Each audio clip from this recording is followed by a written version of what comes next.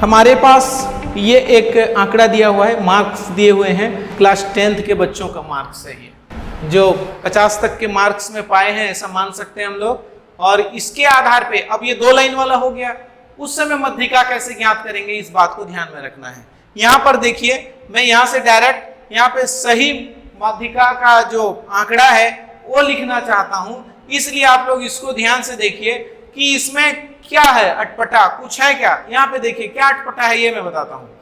25 के बाद 45 आ गया है, 45 के बाद 30 आ गया है, 30 के बाद 32 आ गया है, 32 के बाद 20 आ गया है। देखिए उल्टा पुल्टा लग रहा है कि नहीं। ये आंकड़े कैसे होना चाहिए अगर हम मध्यिका में पढ़ रहे हैं तो बिल्कुल एकदम बढ़ते हुए क्रम में या घटते हुए क्रम में होना चाहिए। तो यहाँ पर हम लोग सबसे छोटे से बड़ा लिखना शुरू करते हैं, इसलिए मैं अब यहाँ पर आंकड़ा को क्या लिखूंगा, उस क्रम में ही लिखना शुरू करूंगा।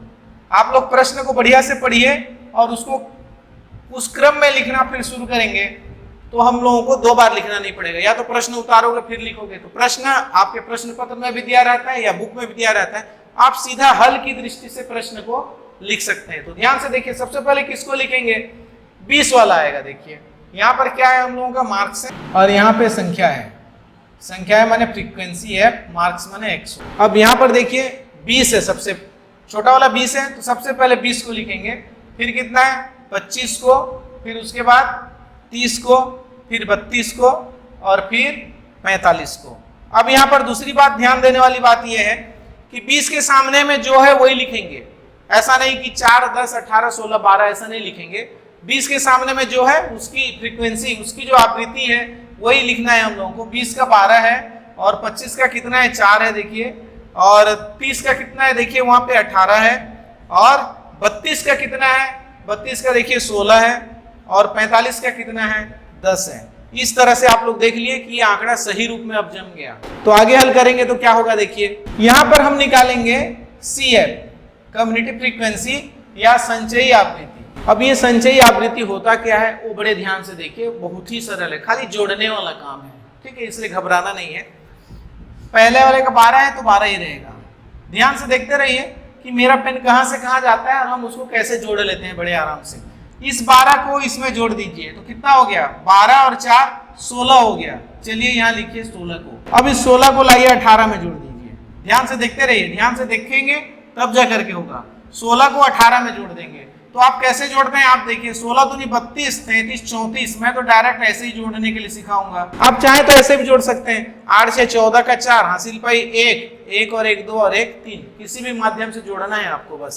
अब क्या करना है, 34 को 16 में जोड़ दीजिए तो कितना होता है 34 और 6 40 हो गया, और 10 50 हो गया। यहाँ पे लिखिए 50। अब इस 50 को किस में जोड़ना है, 10 में। जोड़ देने से क्या मिलता है हमको, 60 मिलता है। ये हो गया हमारा n चाहिए हमको कुल मिला के, यानी कि यहाँ पर भी सबको जोड़ेंगे तो भी n होगा।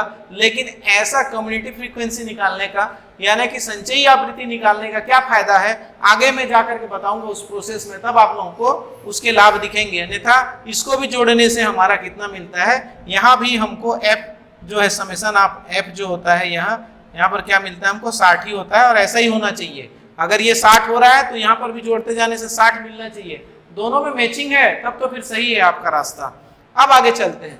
n क्या है, सम संख्या मिल गया हम लोगों को, n बराबर 60 है जो कि सम संख्या है। यहाँ पर सम संख्या वाला नियम लगाएंगे, ठीक है, सम संख्या वाला नियम अभी भी बताया था वो हम लगाएंगे, ठीक। तो क्या करें, सम संख्या के लिए क्या था, मीडियन। ध्यान से देखिए, मीडियन बराबर 1/2 n/2वां पद।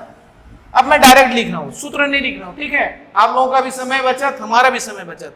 n/2 60/2 माने कि 30वां पद, 30वां पद। चूंकि सम संख्या है इसलिए दूसरा वाला क्या हो जाएगा, 31वां पद।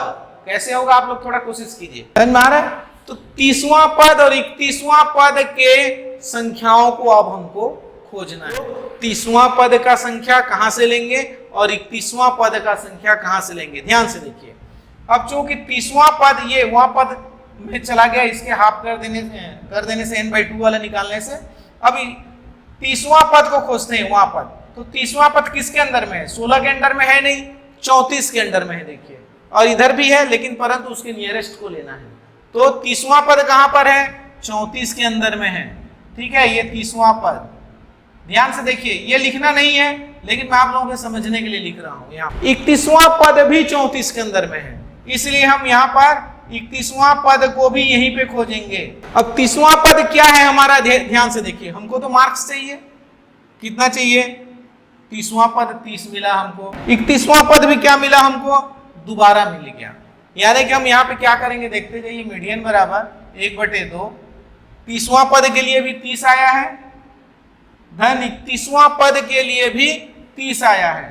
ठीक, तो इस तरह से 30 और 30 60/2 बराबर आंसर आया। मीडियन कितना मिला हमको, 30 मिला। आ गई बात समझ में, किस तरह से हमने कैसे हल किया। फिर से एक बार रिपीट करता हूं, ध्यान से देखिए। हमको जब n प्राप्त हो जाता है संचयी आवृत्ति निकालने के बाद, अगर ये सम संख्या है तो मैं जो बताया हूं पूर्व में, सम संख्या के आधार पर जो सूत्र का उपयोग किए हैं, यहाँ पे उसी सूत्र का उपयोग किए हैं। मैंने सूत्र को लिखा नहीं है, परंतु उसका उपयोग करते हुए आप लोग देख रहे हैं कि 60/2 यानी कि 30वां पद, और एक पद ज्यादा 31वां पद। तो 30वां और 31वां पद को हम संचयी आवृत्ति में खोजेंगे, किसके अंदर में मिलेगा उसके मार्क्स को लेंगे।